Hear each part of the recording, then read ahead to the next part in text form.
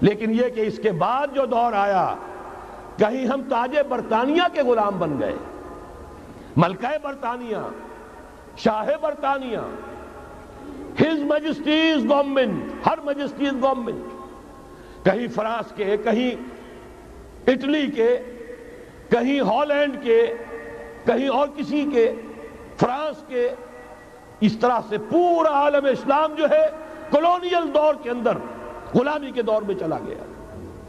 یہ چوتھا دور تھا۔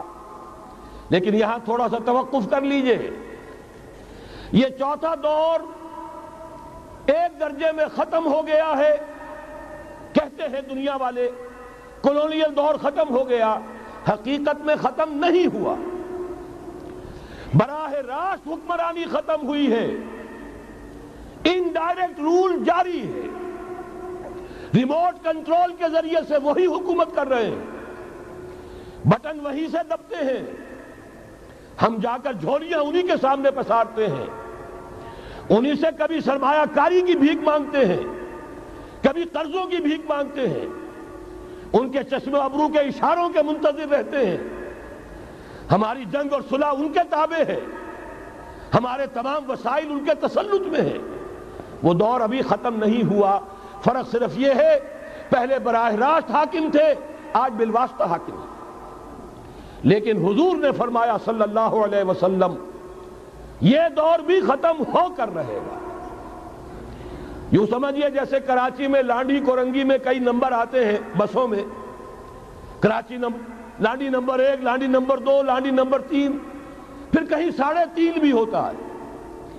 آج ہم بیچ میں کھڑے ہیں اس چوتھے دور کے، کہ حضور کے قول کے مطابق ملکن جبرین، یا دور ابھی جاری ہے، نصف ختم ہو گیا ہے، نصف ابھی باقی ہے۔ لیکن ایک بات تو بڑی تلخ ہے، ابھی بقیہ نصف میں بڑی قیامتیں گزرنے والی ہیں۔ اسی بقیہ نصف میں وہ معرکہ پیش آنے والا ہے، اسی میں وہ ملاحم ہوں گے، اسی میں وہ الملحمۃ العظمیٰ ہوگی، اسی میں دجال اکبر کا ظہور ہوگا، اس میں ہمارے اوپر تکالیف اور مصائب ابھی اور اس کے سائے گہرے ہوں گے، اور کچھ روز فضاؤں سے لہو برسے گا، اور غمناک یہ تاریک اندھیرے ہوں گے۔ لیکن اس کے بعد فرمان نبوت پوری شان کے ساتھ ظاہر ہوگا، ثم تکون خلافۃ علی منہاج النبوہ، پھر دور آئے گا خلافت علی منہاج النبوہ کا، دوبارہ وہی دور، بین ہی وہ نظام جو محمد رسول اللہ نے قائم فرمایا صلی اللہ علیہ وسلم، دنیا میں دوبارہ قائم ہو کر رہے گا۔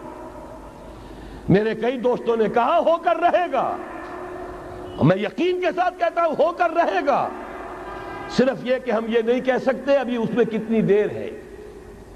جیسے قرآن مجید میں کئی جگہ حضور سے کہلوایا گیا، نبی کہہ دیجئے ان ادری اقریب ام بعید ما توعدون، لوگوں جو وعدہ تم سے کیا جا رہا ہے یہ تو میں نہیں کہہ سکتا وہ جلدی پورا ہوگا یا دیر میں، ہوگا ضرور پورا۔ ان اللہ لا یخلف المیعاد، اللہ تعالیٰ اپنے وعدے کی خلاف ورزی نہیں کرتا۔ تو محمد الرسول اللہ صلی اللہ علیہ وسلم کی دی ہوئی نوید، دوبارہ خلافت علی منہاج النبوہ کا نظام قائم ہوگا، اور اس میں اب ذرا نور علی نور، دو حدیثیں اسی کتابچے میں شامل ہیں، پھر عرض کر رہا ہوں یہ آپ کو مل جائے گا اگر نہیں ہے اس وقت، اور میں چاہتا ہوں آپ ان کے متن یاد کریں، ان حدیثوں کے مبلغ بن جائیں، ان آیات کو حرز جان بنائیں، تاکہ مایوسی کا مداوع ہو سکے، ہمتیں جو پست ہو رہی ہیں ان میں دوبارہ عزم جمع پیدا ہو سکے۔ اس لیے ہم نے بڑی تعداد میں اسے شائع کیا ہے، 100 کے پیکٹس کے اندر آپ کو یہ مل سکے گا اگر آپ لینا چاہیں، عام کریں، پھیلائیں۔ پہلی حدیث ہے مسلم شریف کی،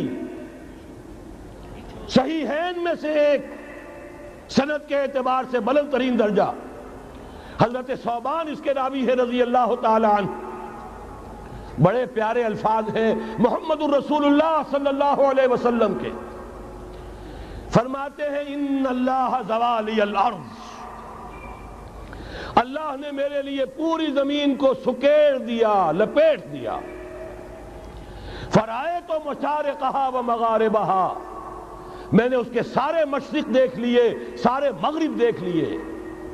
وَإِنَّ أُمَّتِي سَيَبْلُغُ مُلْكُهَا مَا زُوِيَ لِي مِنْهَا، اور یقین رکھو میری امت کی حکومت ان تمام علاقوں پر قائم ہو کر رہے گی جو مجھے اس طرح زمین کو سکیڑ کر اور لپیٹ کر دکھا دیے گئے۔ اب جس شخص کو بھی محمد کی رسالت پر ایمان ہے صلی اللہ علیہ وسلم، اسے کوئی شک نہیں ہو سکتا۔ دوسری روایت حضرت مقداد سے، یہ مسند احمد ابن حنبل کی روایت، حضرت مقداد رضی اللہ تعالیٰ عنہ فرماتے ہیں حضور نے ارشاد فرمایا لا يبقى على ظهر الارض بیت مدر ولا وبر الا ادخلہ اللہ کلمۃ الاسلام، اس روئے ارضی پر کوئی گھر نہیں بچے گا، نہ اینٹ گارے کا بنا ہوا نہ کمبلوں کا بنا ہوا خیمہ رہے گا جس میں اللہ تعالیٰ کلمہ اسلام کو داخل نہ کر دے۔ کل روئے ارضی پر ہر گھر میں اسلام داخل ہوگا۔ لیکن اس میں بڑی اہم بات ہے، ہمارے بعض دانشور آج جو گمراہیاں پھیلا رہے ہیں اس کا توڑ اس حدیث میں ہے، اور ہمیں صدمہ ہے۔ علامہ اقبال کا فرزند، اور وہ اس مغالطوں کو عام کر رہا ہے۔ اور بھی چھٹ بھئیے دانشور تھے، ان کی بات کی کوئی اہمیت نہیں تھی، لیکن اب وہی بات کہی ہے ڈاکٹر جاوید اقبال نے۔ اس حدیث میں اس کا توڑ ہے۔ اسلام کا غلبہ ہوگا تو کیسے ہوگا؟ بعز عزیز وذل ذلیل، یا تو کسی عزت والے کے اعزاز کے ساتھ ہوگا اور یا کسی کمزور کی مغلوبیت کی بنیاد پر ہوگا۔ اما یعزہم اللہ، یا تو اللہ گھر والوں کو، خیمے والوں کو اعزاز عطا فرمائے گا، فیکونون من اہلہا، وہ اسلام ہی کے کلمے کو قبول کر لیں گے، وَإِمَّا يُذِلُّهُمْ، یا اللہ انہیں مغلوب کر دے گا، فَيَدِينُونَ لَهَا، اور ان کے لیے لازم ہوگا کہ وہ اسلام کی تابع داری اختیار کریں۔ یہی دو راستے ہیں، یہی سورہ توبہ میں بتایا گیا تھا۔ ان یہودیوں سے، ان نصارہ سے مسلمانوں جنگ جاری رکھو، حتیٰ یؤتوا الجزیۃ عن ید وہم صاغرون، یہاں تک کہ اپنے ہاتھ سے جزیہ پیش کریں، چھوٹے بنیں، اسلام کی بالادستی کو قبول کریں۔ میثاق مدینہ یہ تو اصل میں جد و جہد کے دوران کا ایک مرحلہ ہے۔ دوران میں تو کبھی صورتحال بدلتی ہے، تدبیریں ہوتی ہیں، صلح بھی ہوتی ہے، جنگ بھی ہوتی ہے۔ آخری فیصلہ قرآن کا کیا ہے؟ مسلمان اور غیر مسلم مل کر ایک امت نہیں بن سکتے، ایک ملت نہیں بن سکتے۔ اسی بنیاد پر پاکستان بنایا۔ دو قومی نظریے کا سب سے بڑا پرچارک علامہ اقبال، وطنی قومیت کی نفی کرنے والا شدید ترین الفاظ میں علامہ اقبال، اور اس کے فرزند جو ہے وہ ایک قوم ہونے کا تصور دے رہے ہیں مسلمانوں اور غیر مسلموں کو۔ یہاں تو ایک ہی راستہ ہے۔ صحابہ کرام کی فوجیں جب نکلی، جہاں گئیں،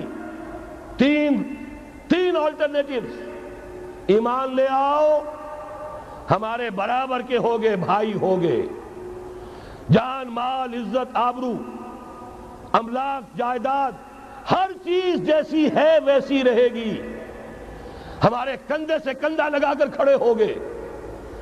یہ نہیں تو چھوٹے بنو، اسلام کی بالادستی قبول کرو، جزیہ دینا منظور کرو، اور یہ بھی نہیں تو صرف ایک تھرڈ آپشن ہے، آؤ میدان میں، تلوار ہمارے اور تمہارے درمیان فیصلہ کرے گی۔ یہ ہے تاریخ۔ آخری بات جو کہی گئی سورہ توبہ میں وہ تو یہ ہے۔ میثاق مدینہ تو ایک درمیان کی ایک تدبیر ہے، معاہدات ہوتے ہیں۔ معاہدات تو مشرکین عرب سے ہوئے، جس کی کامل تنسیخ کی براءۃ من اللہ ورسولہ الی الذین عاہدتم من المشرکین۔ سارے معاہدات آج ختم کیے جا رہے ہیں، اعلان عام کیا جا رہا ہے، کوئی معاہدہ نہیں ہے۔ باطل دوئی پسند ہے، حق لا شریک ہے، شرکت میں آنا ہے، حق و باطل نہ کر قبول۔ علامہ اقبال تو یہ کہہ رہے ہیں۔ بہرحال ذہن میں رکھیے، حضرت مقداد کی اس حدیث نے بہت بڑا عقدہ حل کیا ہے۔ اسی لیے جب حضور سے یہ الفاظ سنے حضرت مقداد نے تو کہتے فقلت، میں نے اپنے دل میں یہ کہا وَيَكُونَ الدِّينُ كُلُّهُ لِلَّهِ، یہ جو سورہ انفال میں الفاظ آئے ہیں دین پورا کا پورا اللہ کے لیے ہو جائے گا، یہ تبھی ہوگا جبکہ کل روئے ارضی پر کوئی گھر نہ بچے، کوئی خیمہ نہ رہے جو یا تو اس کے گھر والے اور خیمے والے اسلام لے آئیں یا اسلام کی تابع داری قبول کرنے تب کے لیے تیار ہوں، تب ہوگا۔ اسی کو اقبال نے کہا تھا جواب شکوہ میں، وقت فرصت ہے کہاں، کام ابھی باقی ہے، نور توحید کا اتمام ابھی باقی۔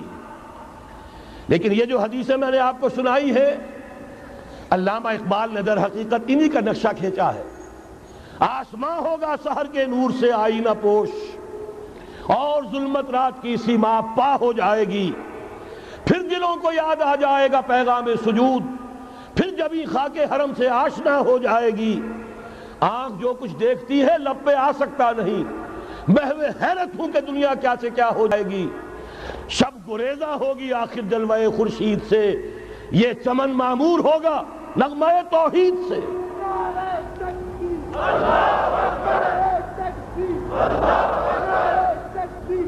میں نے اس پر جو عنوان قائم کیا ہے، کل جہاں معمور ہوگا نغمہ توحید سے، یہ پورا کا پورا عالم کرۂ ارضی جگمگا اٹھے گا۔ اشرقت الارض بنور ربہا، وہ نور رب کا جب اطمینان ہوگا پوری یہ زمین اس سے چمک اٹھے گی۔ یہ ہے وہ پیشین گوئیاں۔ اب میں آپ کو بتانا چاہتا ہوں کہاں سے ہوگا۔ موٹی سی بات یہ ہے، پہلے خلافت علی منہاج النبوہ کا نظام قائم ہوا، کل روئے ارضی پر ایک دم نہیں ہو گیا۔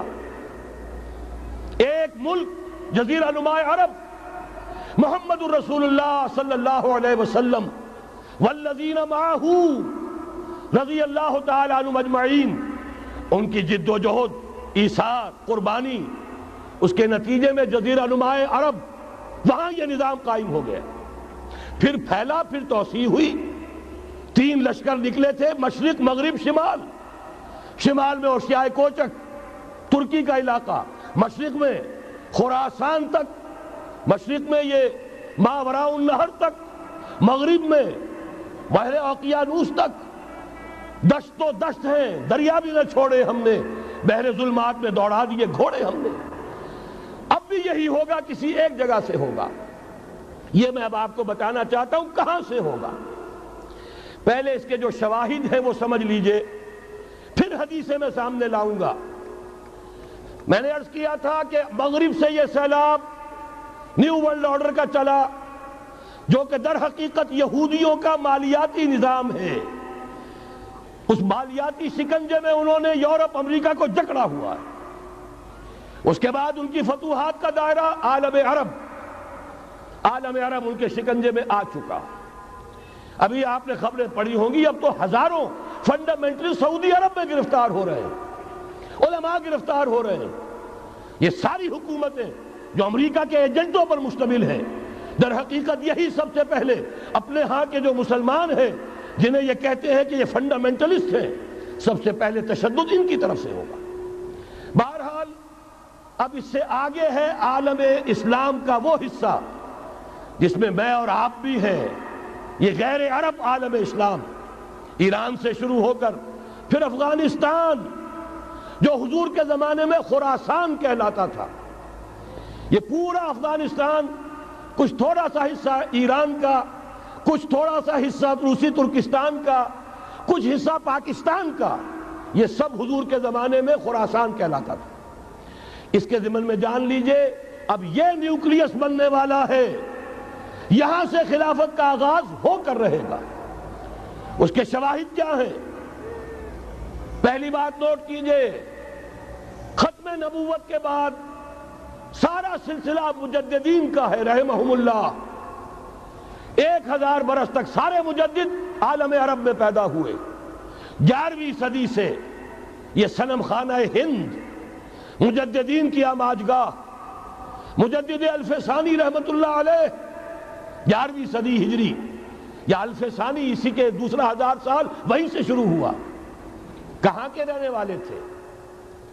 12ویں صدی کے مجدد اعظم شاہ ولی اللہ دہلوی، 13ویں صدی میں سید احمد بریلوی، اور ان کے ساتھی شہید شاہ اسماعیل شہید، 14ویں صدی میں شیخ الہند اسیر مالٹا، انگریز سے ٹکرا جانے والا، یہ مضمون ہم نے چھاپا تھا، اگرچہ چھپا تھا وہ پاکستان روزنامہ پاکستان میں، ہم نے بھی اسے چھاپا، اب دوبارہ جو کتابچہ شائع کیا ہے انگلینڈ میں، انگلستان میں خلافت کی اذان کے عنوان سے اسپیشل ایک جو ہے ندائے خلافت کا ایشو آیا ہے، اس میں دوبارہ ریپیٹ کیا ہے، اس سے آپ کو اندازہ ہوگا شیخ الہند کی شخصیت کا۔ جرمنی تک سے ان کی گفتگو چل رہی تھی، دارالخلافہ ترکی سے گفتگو چل رہی تھی، ہندوستان کو آزاد کرا کر دوبارہ اس کو ایک دارالاسلام کی شکل دینا، اس لیے کہ اس وقت تک آپ کو معلوم ہونا چاہیے ہندو ابھی سویا ہوا تھا، وہ غلامی کا جو بھی اس کے اوپر اثر پڑا تھا مسلمانوں کی 1000 سالہ غلامی کا، اس کی وجہ سے اس میں کوئی حوصلہ تھا ہی نہیں، سیاست کے میدان میں ہندو ابھی آیا ہی نہیں تھا۔ اس وقت اگر کہیں وہ تجویز کامیاب ہو جاتی، وہ برلن پلان، وہ ریشمی رومال تحریک، تو واقعہ یہ ہے کہ 30 برس اور یہ بر عظیم پاک و ہند انگریز کا غلام نہ رہتا۔ وہ تحریک بھی چلی تو یہی، پھر یہ کہ اگر خلافت کو ختم کیا گیا تو احتجاجی تحریک چلی تو یہاں، اور کس شد و مت کے ساتھ، مولوی اماں محمد علی کی جان بیٹا خلافت میں دے دو، پورا بر عظیم پاک و ہند گونج اٹھا۔ گاندھی کو شریک ہونا پڑا تحریک خلافت میں، کہاں گاندھی کہاں خلافت۔ پھر اور شواہد نوٹ کیجئے، وہ جو کولونیل رول بظاہر ختم ہوا ہے، تمام مسلمان ممالک بظاہر آزاد ہوئے، لیکن کہیں بھی تحریک میں اسلام کا نعرہ نہیں لگا، صرف ایک جگہ، پاکستان کا مطلب کیا، لا الہ الا اللہ، اور اس سے پھر گونج گیا پورا بر عظیم پاک و ہند، راس کماری سے لے کے درہ خیبر تک، اور ادھر مکران سے لے کر چٹاگانگ تک، پاکستان کا مطلب کیا، لا الہ الا اللہ، پوری دنیا میں اس کا کوئی نعرہ نہیں لگا۔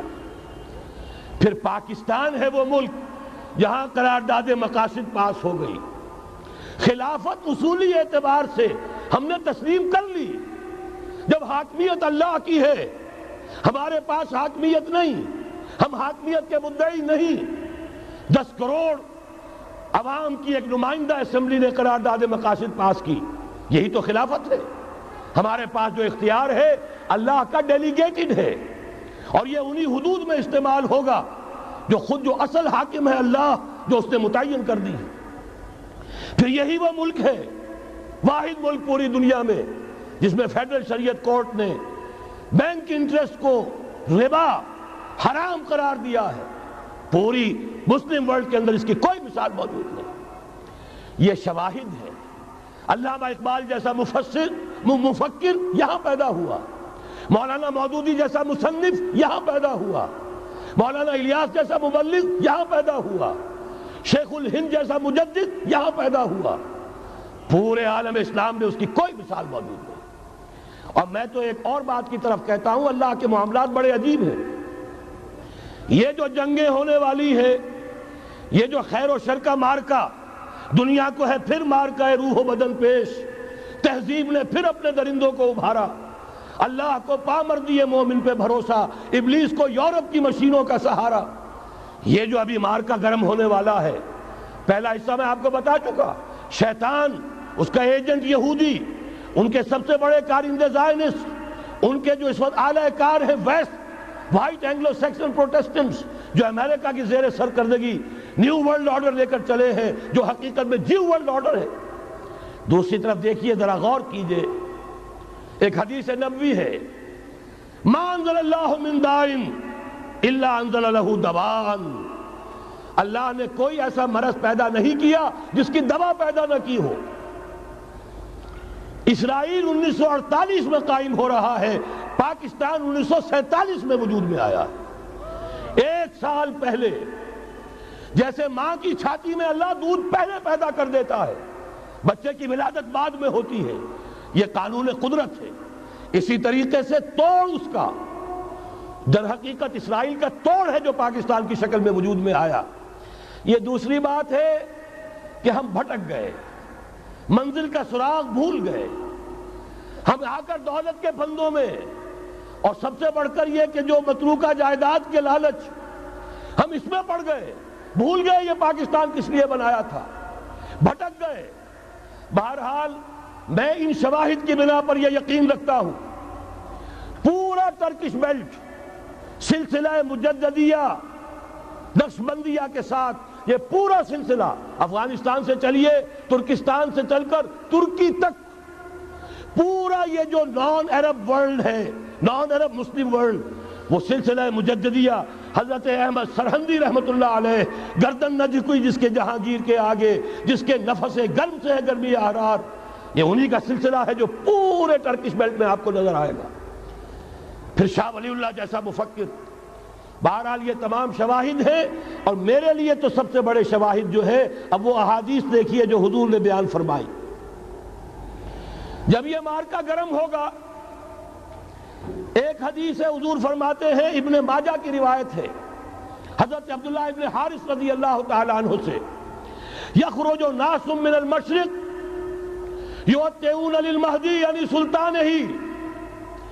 جب اس عالم عرب میں، دیکھیے ایک بات میں عرض کر چکا ہوں، بڑی تلخ بات ہے، عالم عرب ہمارا بہتر حصہ ہے، افضل حصہ ہے، ان کو اللہ نے فضیلت ہم سے بہت زیادہ دی ہے۔ سب سے بڑی فضیلت کہ محمد خود صلی اللہ علیہ وسلم عرب تھے، یہ رتبہ بلند ملا جس کو مل گیا۔ پھر مستقل فضیلت، اللہ کا کلام ان کی زبان میں موجود ہے، مادری زبان میں، لہذا اگر انہوں نے کوتاہی کی، انہوں نے پیٹھ دکھائی، بہت بڑے مجرم ہیں، اس میں کوئی شک نہیں۔ اور یہی وجہ ہے یہ سارے ملاحم وہی ہونے ہیں، ایسی ایسی بھاری جنگیں، حضور فرماتے ہیں اتنے لوگ ہلاک ہوں گے کہ پرندہ اڑتا چلا جائے گا، اترنے کی جگہ نہیں ملے گی، لاشیں ہی لاشیں ہوں گی، یہ شکل ہونے والی ہے۔ اور میں تو چونکہ ایک مضمون اور کتابچے کی شکل میں بھی شائع ہو چکا ہے، جس میں کہ حضور کی اس حدیث کے حوالے سے میری امت پر بھی وہ سب کچھ وارد ہوگا جو سابقہ امت پر ہوا، اسی کے حوالے سے عرض کر چکا ہوں۔ اگر اس صدی میں ہولوکاسٹ میں 60 لاکھ یہودی مارا گیا ہے، کوئی اسی کا دوبارہ چربہ جو ہے امت مسلمہ پر بھی آنے والا ہے۔ لیکن اس کے بعد پھر ان کے لیے فوجیں جائیں گی مشرق سے، وہاں جو امام ہوں گے، جو بھی ان کو لیڈ کر رہے ہوں گے حضرت مہدی، یہ تصور ذہن میں رکھیے، ہمارے مابین اور عیسائیوں کے مابین حضرت مسیح کی ذات مشترک، اگرچہ ان کا یہ عقیدہ ہے کہ وہ سولی دیے گئے فوت ہو گئے، معاذ اللہ ثم معاذ اللہ، پھر زندہ ہو کر آسمان پر گئے، پھر آئیں گے۔ ہم کہتے ہیں نہیں، وہ سولی دیے ہی نہیں گئے، وہ زندہ آسمان پر اٹھائے گئے، واپس آئیں گے۔ گویا کہ بہت حد تک اشتراک ہے، لیکن ایک اختلاف بھی ہے۔ اسی طرح حضرت مہدی کے بارے میں شیعہ اور سنی تصورات میں اتفاق بھی ہے، اختلاف بھی ہے۔ یقیناً امت مسلمہ، امت عرب، مجھے تو اقبال کا وہ شعر یاد آتا ہے، خون اسرائیل آ جاتا ہے آخر جوش میں، توڑ دیتا ہے کوئی موسیٰ طلسم سامری، تو کیا خون اسماعیل جوش میں نہیں آئے گا؟ حضرت اسماعیل کی نسل میں حضور، اور حضور کی صاحبزادی حضرت فاطمہ رضی اللہ تعالی عنہ، حضور نے فرمایا میری اس بیٹی کی نسل میں اللہ تعالیٰ ایک شخص کو اٹھائے گا جو اس وقت مسلمانوں کی قیادت کرے گا۔ یہ چیز ہمارے اور اہل تشیع کے مابین مشترک، فرق یہ ہے وہ سمجھتے ہیں کہ ان کے 12ویں امام کہ جو آج سے 1200 برس قبل روپوش ہو گئے تھے وہ ظاہر ہوں گے، ہمارے نزدیک نہیں، وہ پیدا ہوں گے، نو مولود ہوں گے، عام انسانوں کی طرح آئیں گے، ہوں گے نسل فاطمہ میں سے رضی اللہ تعالی عنہا، اور وہ اس وقت عربوں کی قیادت کریں گے۔ خون اسماعیل آ جائے گا آخر جوش میں، اور کوئی حضرت مہدی وہ آئیں گے اور اٹھیں گے اور قیادت کریں گے، دجال سے مقابلہ کریں گے اور اس ملاحم کے اندر قیادت فرمائیں گے، لیکن ان کی مدد کے لیے مشرق سے فوجیں آئیں گی۔ گویا کہ پہلے مشرقی کسی ملک میں یہ نظام قائم ہو چکا ہوگا، کوئی ایسی طاقت وجود میں آ چکی ہوگی کہ جب وہاں بھٹی دہکے گی تو وہاں کے مسلمانوں کی امداد مشرقی ممالک سے جائے گی۔ اور ایک دوسری حدیث میں، یہ تو ترمذی کی روایت ہے، کتب حدیث میں تیسرے نمبر پر کتاب یہی ہے، صحیح بخاری، صحیح مسلم، پھر یہ جامع ترمذی، اس میں حضرت ابو ہریرہ سے روایت ہے، یخرج من خراسان رایات سود، خراسان میں بتا چکا ہوں حضور کے زمانے کا خراسان، افغانستان، کچھ حصہ پاکستان کا، کچھ روسی ترکستان کی آزاد ریاستیں جو ابھی ہوئی ہیں، تھوڑا سا حصہ ایران کا، یہ خراسان بزرگ، دی اولڈ گریٹر خراسان، یہاں سے فوجیں چلیں گی، سیاہ علم برآمد ہوں گے اور کوئی طاقت انہیں روک نہ سکے گی، ان کا منہ پھیر نہ سکے گی، یہاں تک کہ وہ ایلیا حضور کے زمانے میں یروشلم کا نام تھا، یہاں تک کہ ایلیا میں جا کر نصب ہو جائے۔ گویا کہ یہ جو ہمارے ہاتھ سے نکلا ہے قبضے سے، پہلے بھی عربوں کے ہاتھوں سے نکلا تھا بیت المقدس، یروشلم، عرب واپس نہیں لے سکے تھے، کرد خون صلاح الدین ایوبی اس نے واپس لیا، عربوں میں دم نہیں رہا تھا، عیاشیوں کی وجہ سے کھوکھلے ہو چکے تھے۔ میں تجھ کو بتاتا ہوں تقدیر امم کیا ہے، شمشیر و سنا اول، طاؤس و رباب آخر۔ یہی وجہ ہے کہ تقریباً 20 صدی کے بعد ان کی حکومت ختم، آشمارا حق بود گر خون بارد بر زمین بر زوال ملک مستعصم امیر المومنی، یہ ہوا کہ نہیں ہوا؟ جبکہ آئے ہیں تاتاری ہورس، اور جنہوں نے کہ آخری خلیفہ بنو عباس اسے محل میں سے نکالا، ایک کھال کے اندر لپیٹ کر اور اپنے گھوڑوں کے سوؤں تلے کچل دیا۔ عرب معزول کر دیے گئے تھے، لیکن اب دوبارہ عربوں کو جب سہارا ملا ہے، لیکن اب بھی انہوں نے کہیں اسلام قائم نہیں کیا۔ کوئی روس کا غلام رہا، کوئی امریکہ کا غلام رہا، کسی نے اس کا ساتھ دیا، کسی نے اس کا ساتھ دیا۔ تہذیب ہے تو مغربی، تمدن ہے تو مغربی، وضع میں تم ہو نصارہ تو تمدن میں ہنود، یہ مسلمان ہیں جنہیں دیکھ کے شرمائے یہود۔ یہی معاملہ جب ان کا ہوا تو اب اللہ تعالیٰ کی طرف سے ان کے اوپر وہ عذاب کی بھٹی گرم ہونے والی ہے، لیکن اس کے بعد پھر یہاں سے جائیں گے وہ جو ان کی مدد کریں گے، اور یہ ایلیا کو واپس لینے والے یہ مشرق سے چلنے والے لشکر ہوں گے۔ یہ 2 حدیثیں ابھی سن لیجئے، اور تیسری حدیث یہ ہے، حضور نے فرمایا، یہ سنن نسائی کی روایت ہے، قال رسول اللہ صلی اللہ علیہ وسلم عصابتان من امتی احوزهم اللہ من النار احرزهم اللہ من النار، میری امت کے 2 لشکر ایسے ہوں گے جنہیں اللہ نے آگ سے نجات دے دی ہے، پہلے ہی سے ڈکلیئرڈ ہے۔ عصابت تغزو الہند، ایک لشکر کے جو ہند پر حملہ آور ہوگا، وعصابت تکون مع عیسیٰ ابن مریم علیہ السلام، اور دوسرا لشکر وہ ہے جو حضرت عیسیٰ کے ساتھ جا کر اور ان کے ساتھ مل کر یہودیوں کے خلاف جنگ کرے گا۔ میں اس حدیث کا جو مطلب سمجھتا ہوں واللہ عالم، یہ اسی علاقے میں جب انقلاب آ جائے گا، یہ علاقہ خراسان اور پاکستان، جب یہاں نظام خلافت قائم ہوگا، یہاں سے اسلام کی توسیع ہوگی، اور یہاں سے جانب مشرق ہند اور جانب مغرب یہ جو یہودیوں کا سیلاب آ رہا ہے، ان دونوں کا مقابلہ کرنے کے لیے انشاءاللہ العزیز، ورنہ یہ عصابتان جو ہے ایک حدیث میں جمع کرنے کی کوئی اور حکمت ہو نہیں سکتی، ورنہ تو ہندوستان پہ کئی لشکر آئے ہیں، لیکن یہ کہ در حقیقت اسی وقت جبکہ عالم عرب میں وہ بھٹی دہکے گی، اسی وقت یہاں انقلاب آ چکا ہوگا، ایک طرف یہاں سے مدد کے لیے لشکر جائیں گے کہ جو مسلمان عرب جو ہیں ان کی مدد کریں گے، حضرت مہدی کے جھنڈے تلے لڑیں گے، حضرت مہدی کی حکومت کو مستحکم کریں گے، یؤتون للمہدی، دوسری طرف وہ ہندوستان کی طرف پیش قدمی کریں گے، اور یہیں سے جیسے اس وقت سیلاب نکلا تھا جزیرہ نما عرب سے، ایک داہنی طرف ایک بائیں طرف، ایران، افغانستان، ترکستان، ادھر مصر، لیبیا، الجزائر، مراکش، باریطانیہ، اسی طریقے سے انشاءاللہ اسی علاقے سے اس کا آغاز ہوگا اور بات آگے بڑھے گی۔ تو غرض اصل حاصل کیا ہے؟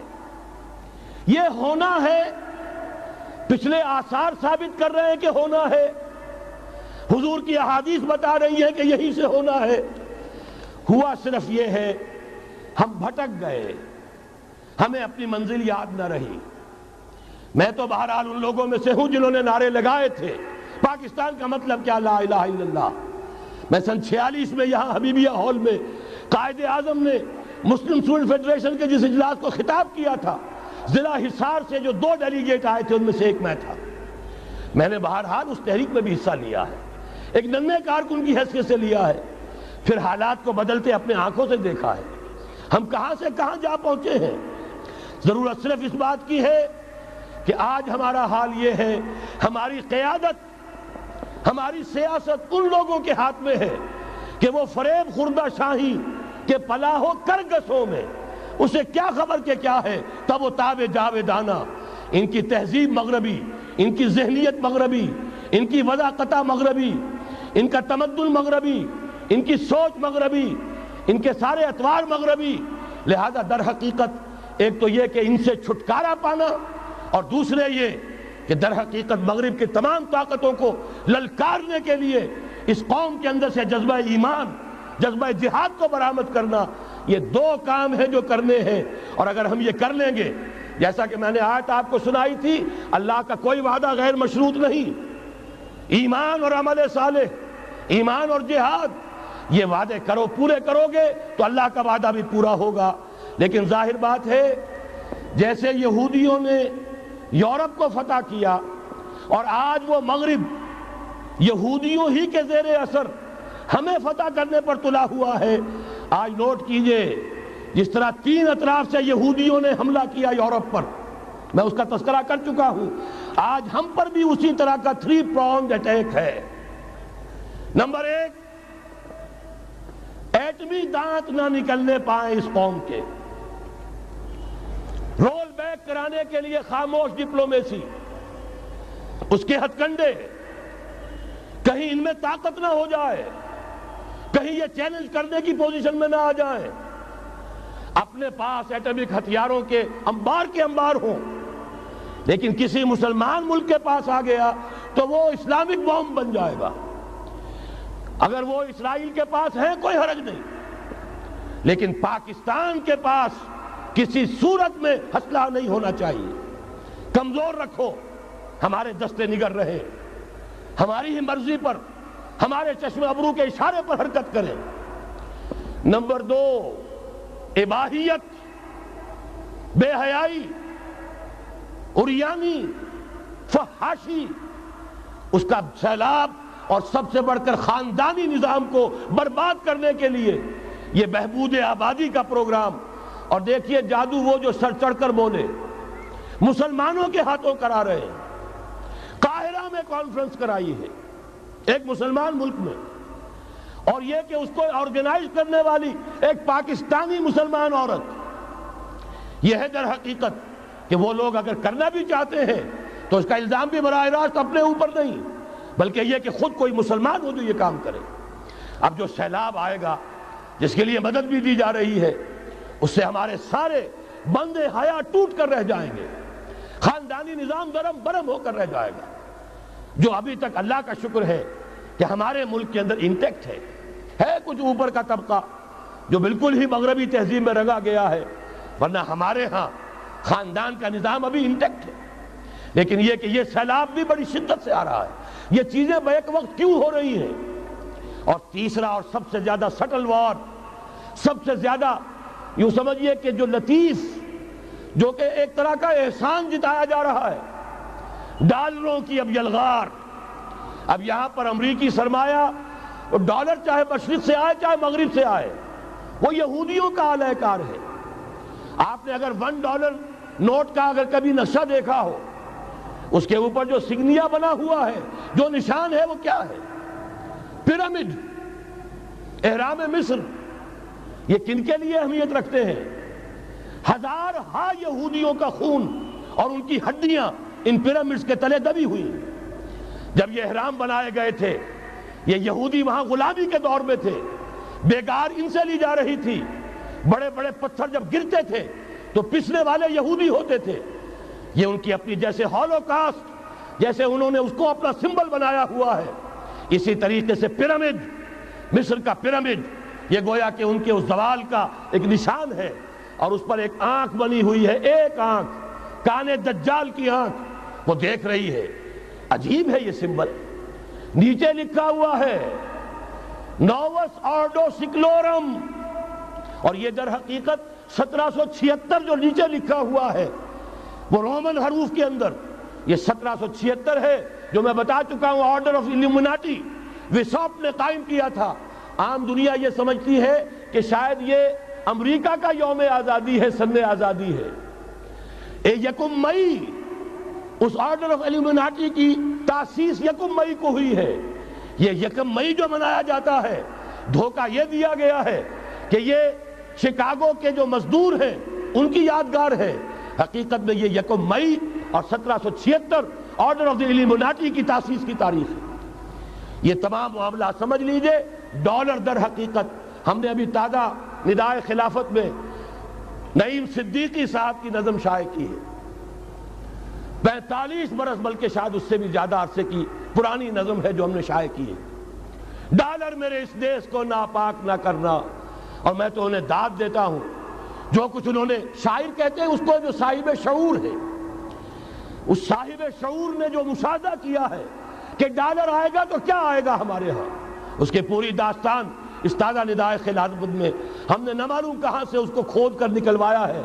ہم ان کا احسان مانتے ہیں کہ انہوں نے اپنی یہ پرانی نظم، اب ان کی جماعت تو سب بھول بھال گئی ان چیزوں کو، اسی لیے وہ اسے تج کر باہر بھی اب آ گئے۔ بہرحال ہمیں تو ان کی ایک ایک چیز جو ہے، مجھے تو وہ شعر آج کا اگر آپ نے جنگ کا میرا کالم پڑھا ہو، میری تو فکر کے اندر رچ بس گیا ہے۔ پاکستان کے بارے میں جب کہا تھا، اے آندھیوں سنبھل کے چلو اس دیار میں، امید کے چراغ جلائے ہوئے ہیں ہم، ہماری امیدوں کے چراغ ہے یہ، اسلام کا گہوارہ بننے والی ملک ہے یہ، اس کو ہم نے قائم کیا تھا اسلام کے لیے، یہ آندھیاں نہ چلیں، اس ملک کو ہم نے اسلام کے چراغ جو ہے ہم نے اس میں روشن کیے ہوئے ہیں۔ اے آندھیوں سنبھل کے چلو اس دیار میں، امید کے چراغ جلائے ہوئے ہیں ہم۔ بہرحال یہ تیسرا سیلاب ہے، ننگی سرمایہ داری، جس کی پھر لعنتیں ہوتی ہیں، ایک طرف فقر، ایک طرف احتیاج، ایک طرف بھوک، ایک طرف دولت کے انبار۔ پہلے بھی ہمارے ہاں فرق کم نہیں ہے، لیکن اب جو ہوگا، اگر یہ بات پوری ہو گئی تو وہ ننگی سرمایہ داری، اور سرمایہ داری ہی در حقیقت یہود کا سب سے بڑا ہتھ کنڈا ہے۔ یہ بینکنگ کا نظام، یہ سارا کا سارا سودی نظام، یہ IMF، یہ ورلڈ بینک، یہی تو ان کے سب سے بڑے ادارے ہیں۔ تو واقعہ یہ ہے کہ تین طرف سے ہم پر حملہ ہو رہا ہے۔ اور یہ سود کے بارے میں کیا کہا تھا اقبال نے؟ از ربا آخر چمی زائد فتن، اس سود کے ام الخبائث کے پیٹ سے سوائے فتنوں کے اور کیا برآمد ہو سکتا ہے؟ کس نہ داند لذت قرض حسن، کسی کو قرض حسنہ کی لذت یاد نہیں رہی، بغیر سود کے قرض دو۔ تمہارے پاس فاضل رکھا ہوا ہے، کسی بھائی کو دو کہ وہ اپنی معاشی گاڑی کا پہیہ چلا لے، پھر اصل واپس لے لینا۔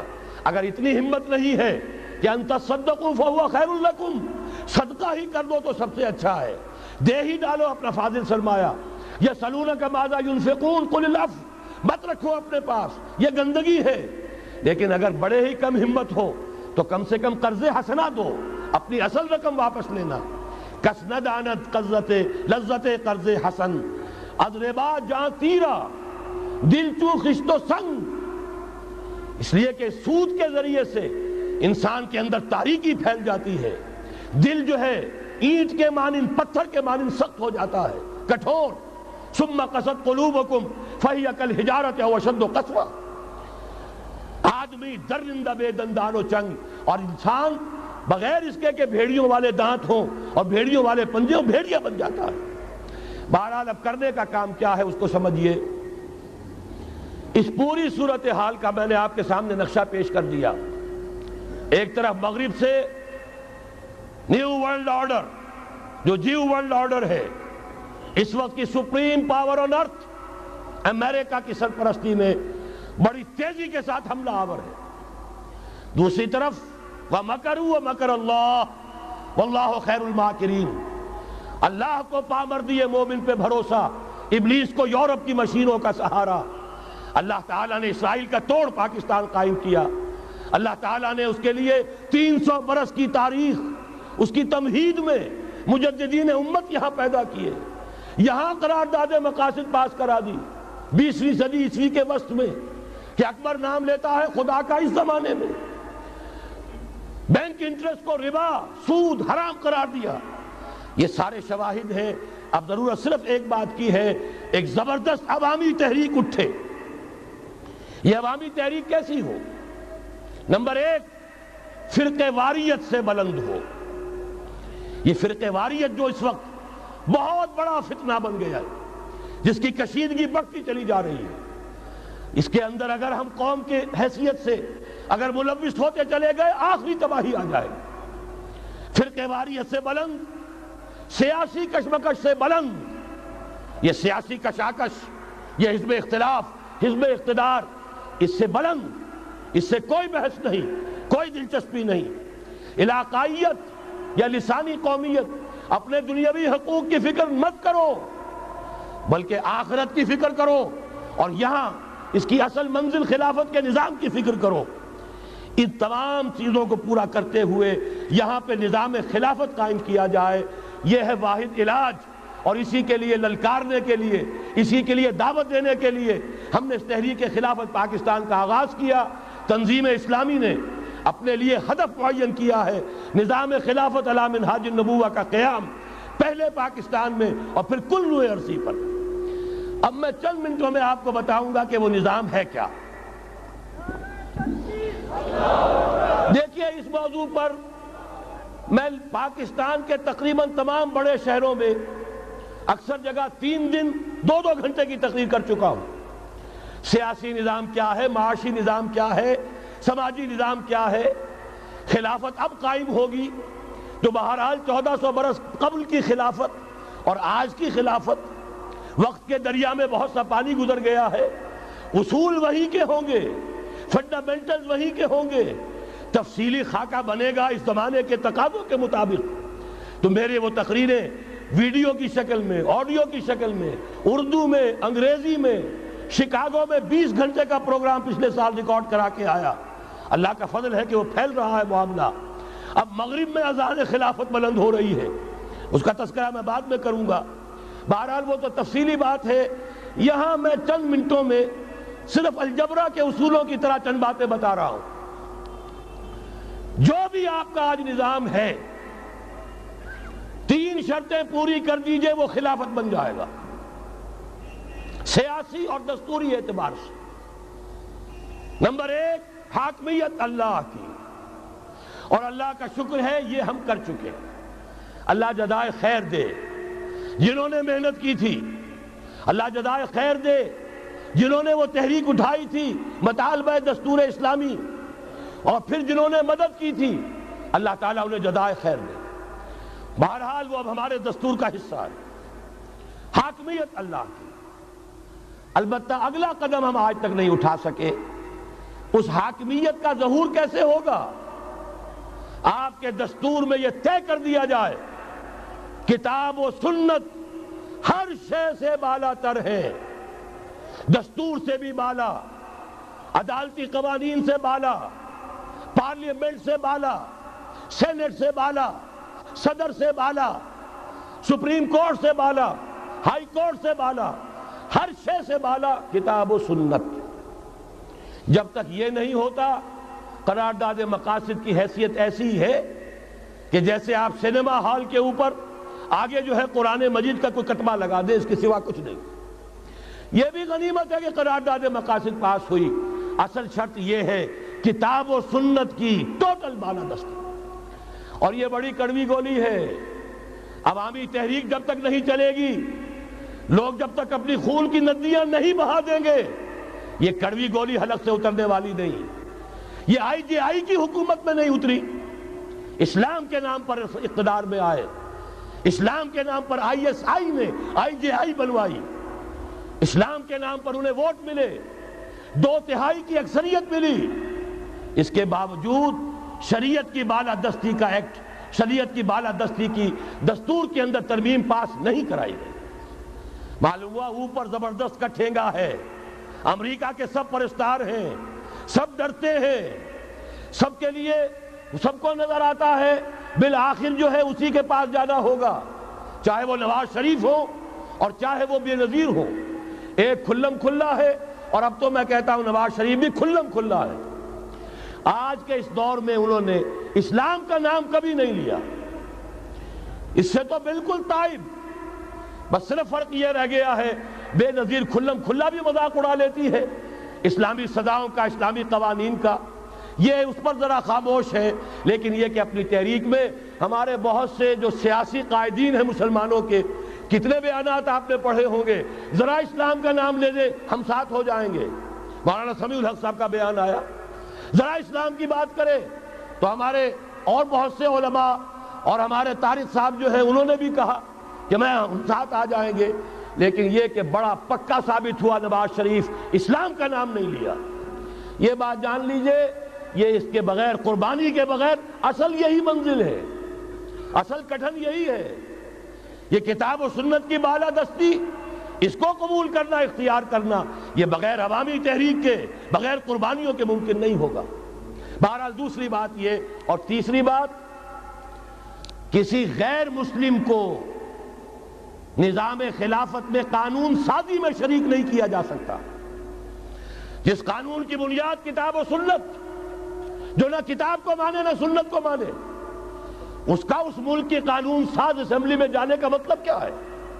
ان کی علیحدہ اسمبلیاں ہوں، ان کے جو حقوق ہیں مائنورٹیز کی حیثیت سے ان کی گارنٹی دی جائے، ان کی جان، مال، عزت، آبرو کا پورا تحفظ، ان کی پوری مذہبی آزادی، ان کی عبادت گاہوں کی پوری ضمانت، ان کی حفاظت کی، ان کا پرسنل لا ہو، سب کچھ ہوگا۔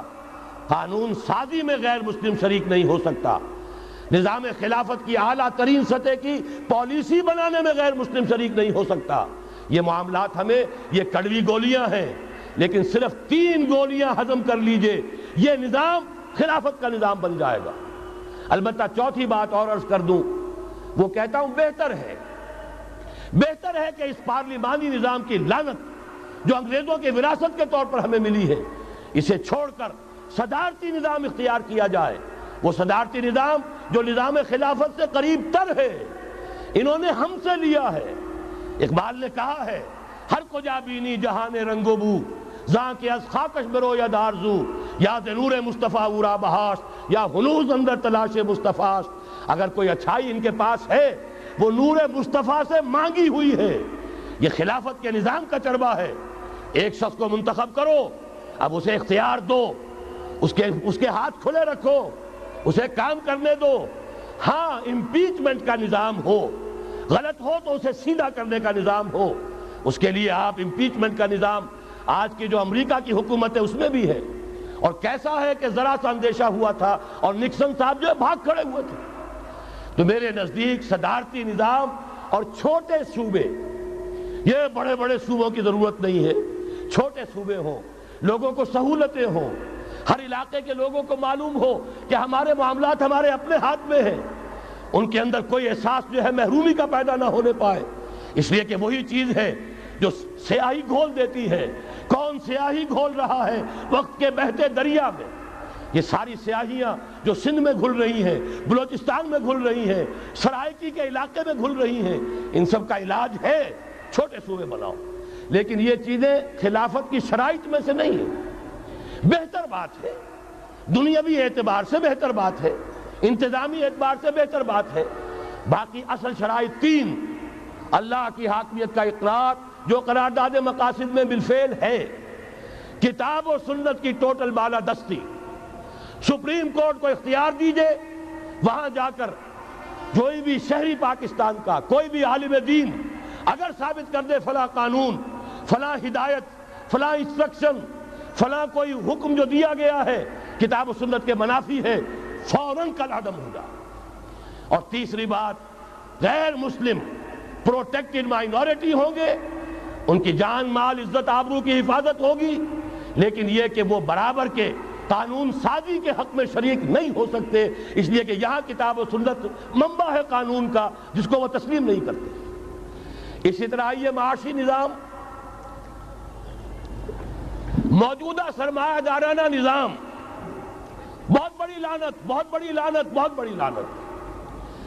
لیکن جیسے آپ کو معلوم ہے، آج ہی ابو جہل کہہ دے لا الہ الا اللہ محمد الرسول اللہ، مسلمان بن جاتا؟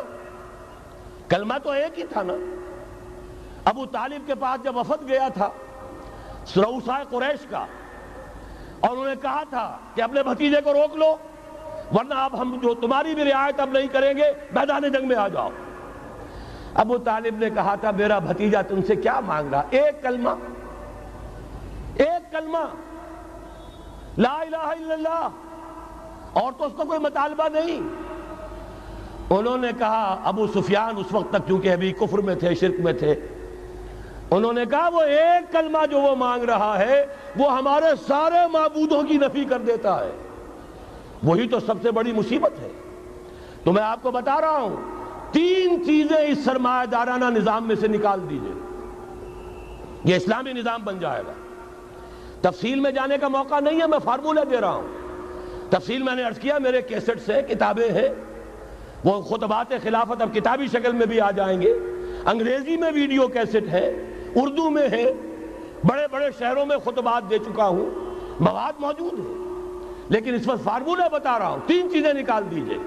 نمبر 1، سود نکال دیجئے۔ اس میں بھی اللہ کے فضل و کرم سے پیش رفت ہمارے ہاں ہوئی، فیڈرل شریعت کورٹ نے فتویٰ دیا اور اتنا زبردست ججمنٹ لکھا ہے، پوری دنیا کے لیے رہنمائی کا ذریعہ بن جائے گا۔ یہی وجہ ہے کہ مجھے معلوم ہوا ہے موجودہ حکومت نے اس کی اشاعت روک دی ہے، باہر کے ممالک سے ڈیمانڈ۔ میں جب انگلستان میں تھا ابھی 2 مہینے قبل، وہاں کچھ لوگوں کے سامنے تذکرہ کیا، انہوں نے کہا ہمیں منگا کے دیجئے، بنگلہ دیش کے مسلمان تھے، ہمیں منگا کے دیجئے۔ میں نے یہاں لکھا، معلوم ہوا کہ نہیں، وہ مل ہی نہیں رہا، بلکہ کہہ دیا گیا اسے مت چھاپو، اس کی اشاعت بند، اس لیے کہ وہ کلمہ خیر کہیں پھیل نہ جائے۔ یہودی کا اگر علاج ہے، جیسے آپ نے سنا تھا بچپن میں کہانیاں، دیو کی جان ایک طوطے کی گردن میں ہے، طوطے کی گردن مروڑ دو گے دیو مر جائے گا۔ یہودی کی جان سود میں ہے۔ یہ سارا ہتھ کنڈا اس کا جو ہے، جو ورلڈ ڈومینیشن یہودی چاہ رہا ہے، وہ مالیاتی نوعیت کی ہے، وہ اپنی حکومت قائم نہیں کرنا چاہتا۔ حکومت کے تو بڑے کھکھیڑ ہوتے ہیں، بڑی ذمہ داریاں ہوتی ہیں، لوگوں کی تنقیدیں سننی پڑتی ہیں، بھوکے بھیڑیے کبھی ٹوٹ پڑتے ہیں، لہذا ان کو چھوڑو، حکومت وہ خود کریں۔ ہاں وہ محنت کرے حیوانوں کی طرح، ملائی ہمارے پاس آتی چلی جائے، زندہ رہنے کی حد تک تو ان کو دیں گے، جیسے تانگے والا گھوڑے کو بھی آخر دانہ تو ڈالتا ہے کہ اگلے دن پھر اسے جوتنا ہے تانگے کے اندر، لیکن اصل کمائی تو اس کی ہے جو ہو رہی ہے۔ صرف یہ مالیاتی نظام اور اس کا ایک ہی لفظ کے اندر توڑ ہے، سود ختم اور یہود کی گویا کہ جان نکل جائے گی۔ یہی وجہ ہے جیسے ہی فیڈرل شریعت کورٹ کا فیصلہ آیا تھا، وہ جو کوئی چیزیں پائپ کے اندر پڑی ہوئی تھی مدد کی، وہ بھی روک لی گئی۔ یہ قوم کدھر جا رہی ہے؟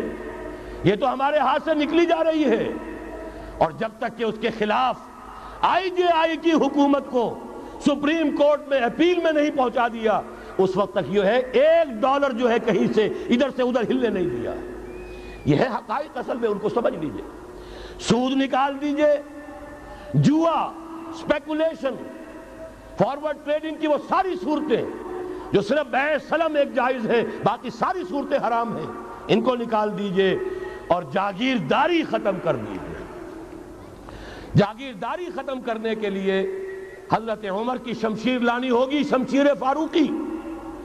ان کا یہ فتویٰ تھا، اجماع تھا کہ جو ملک، جو علاقے بزور شمشیر فتح ہوئے ہیں، وہ کسی کی انفرادی ملکیت نہیں رہیں گے، وہ امت مسلمہ کی اجتماعی ملکیت ہیں۔